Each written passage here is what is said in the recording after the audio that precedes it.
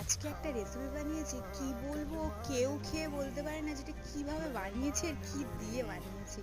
তো যাই হোক, দেখো, ময়দা রেখে দিয়েছিলাম ফ্রিজে, কদিন ধরেই মাখা ছিল।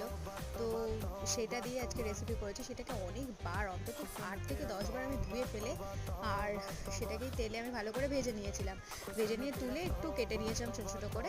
এবারে এদিকে আলু, পেঁয়াজ, লঙ্কা, টমেটো একসাথে দিয়ে বেশ ভাজা ভাজা করে নিয়েছি। এবার একটু মরিচ গুঁড়ো, কাশ্মীরি লঙ্কার গুঁড়ো, মিট মশলা, এই উপকরণগুলোই দিয়েছি। দিয়ে জলটা দিয়ে বেশ ভালো করে ফুটিয়ে নিয়েছি।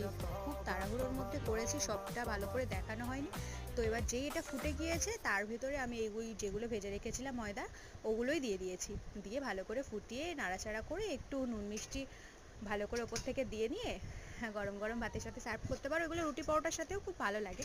তোমরা একবার বাড়িতে ট্রাই করে দেখো, খুব খুব ভালো লাগে খেতে, অসাধারণ পুরো একদম।